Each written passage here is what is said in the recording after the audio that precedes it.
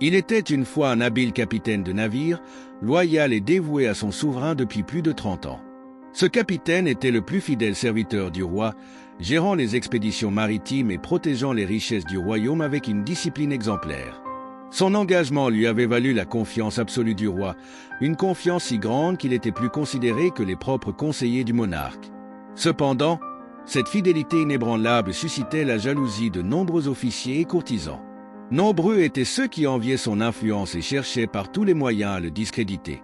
Pendant des années, leur manigance était restée sans effet, jusqu'à ce qu'un jour, une occasion en or se présente à eux. Un groupe de conspirateurs mit au point un plan machiavélique pour accuser le capitaine de trahison.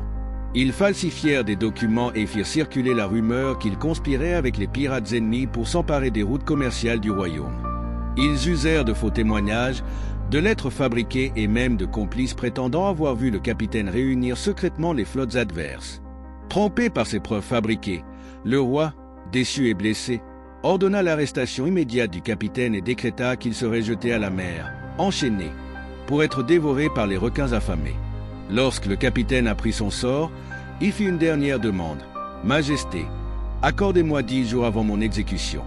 J'aimerais préparer mon âme et faire mes adieux à ce monde. » Le roi, pensant que cette demande était celle d'un homme condamné, accepta sans se douter de la véritable intention du capitaine. Le capitaine se rendit alors au port et fit un arrangement avec le maître des cétacés du royaume. Avec 100 pièces d'or, il lui demanda la permission de s'occuper des dauphins royaux durant les 10 jours à venir. Intrigué et flatté par cet intérêt, l'homme accepta.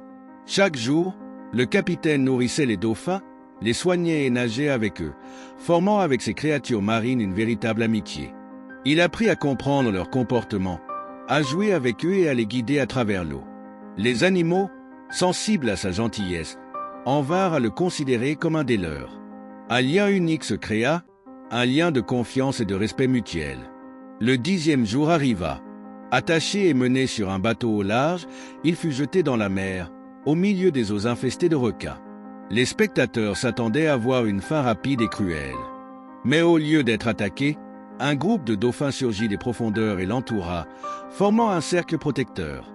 Avec une coordination parfaite, ils l'escortèrent à travers les eaux tumultueuses et le portèrent sur leur dos jusqu'au rivage du palais, sain et sauf.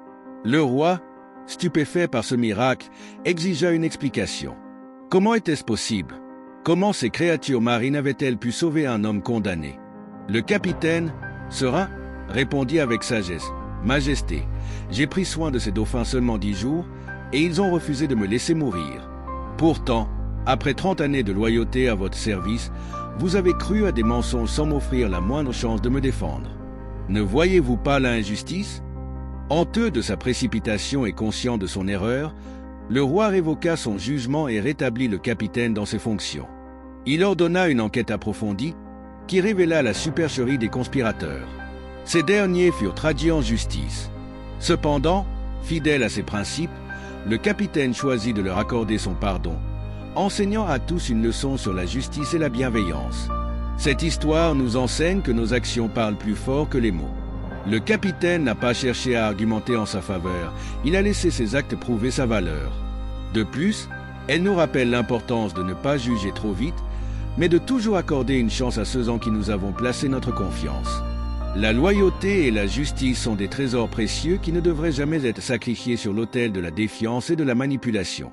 Prenons le temps d'écouter, de réfléchir et d'agir avec sagesse, car la vérité finit toujours par éclater.